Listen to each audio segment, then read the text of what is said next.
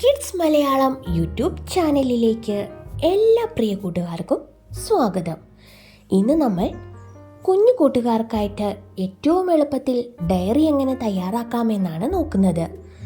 Christmas പരീക്ഷയ്ക്ക് തയ്യാറെടുക്കുന്ന എല്ലാ കൂട്ടുകാർക്കും ഇത് ഉപകാരപ്രദമാവുമെന്ന് വിശ്വസിക്കുന്നു. അപ്പോൾ നമുക്ക് വീഡിയോയിലേക്ക് പോവാം. അപ്പോൾ നമുക്ക് എങ്ങനെ ഒരു നല്ല ഡയറി എഴുതാമെന്ന് നോക്കാം. ഒരു ദിവസത്തെ പ്രധാന കാര്യങ്ങളൊക്കെ നിങ്ങൾ എഴുതുന്ന ഡയറിയിൽ ഉൾപ്പെടുത്തണം. അതിപ്പം നമ്മൾ രാവിലെ എണീക്കുമ്പോൾ മുതലുള്ള കാര്യങ്ങൾ ഉൾപ്പെടുത്താം. അതേപോലെ യാത്രകൾ, കാഴ്ചകൾ, അനുഭവങ്ങൾ, സംഭവങ്ങൾ, നിങ്ങൾക്ക് സന്തോഷം തരുന്ന കാര്യങ്ങളും സങ്കടം തരുന്ന കാര്യങ്ങളും, അങ്ങനെ ആ ദിവസം സംഭവിക്കുന്ന എല്ലാ കാര്യങ്ങളും നമുക്ക് ഡയറിയിൽ ഉൾപ്പെടുത്താവുന്നതാണ്. അപ്പോഴാണ് നമുക്കൊരു നല്ല ഡയറി എഴുതാൻ സാധിക്കുക. അപ്പോൾ തീർച്ചയായും നിങ്ങൾ ഇതുവരെ ഡയറി എഴുതാൻ തുടങ്ങിയിട്ടില്ലെങ്കിൽ ഇന്നു മുതൽ എഴുതി തുടങ്ങുമല്ലോ അല്ലേ? അപ്പോൾ മാതൃക നോക്കാം. നമ്മൾ ഒരു ദിവസത്തെ ഡയറി എഴുതുമ്പോൾ തീർച്ചയായിട്ടും അതിൽ ഡേറ്റും ദിവസവും ഉണ്ടായിരിക്കണം. അപ്പോൾ നമുക്ക് നോക്കാം. 30/12/2024 ശനി.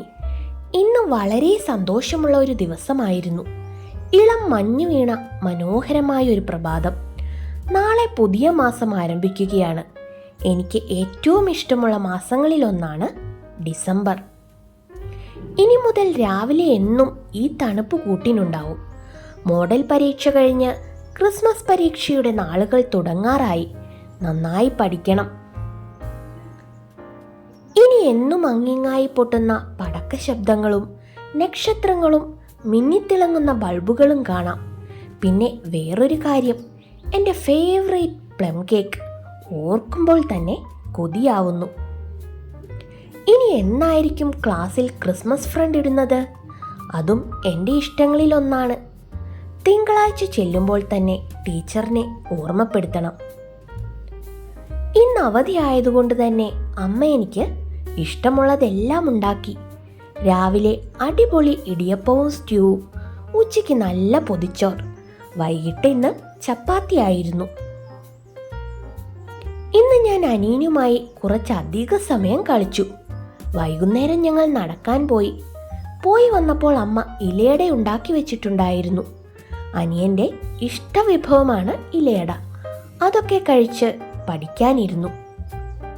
നാളെ ഞായറാഴ്ചയാണ്. അമ്മയുടെ കൂടെ ചെടി നടാൻ കൂടാമെന്ന് ഞാൻ വാക്കു കൊടുത്തിട്ടുണ്ട്. ഉറങ്ങുന്നതിന് മുമ്പായി ഞാൻ എന്നും 30 മിനിറ്റ് എന്തെങ്കിലും വായിക്കാറുണ്ട്. ഇന്ന് ഞാൻ നെയ്പായസമാണ് വായിക്കുന്നത്. ഇന്നത്തെ ദിവസം മനോഹരമാക്കി തന്ന ഈശ്വരന് നന്ദി.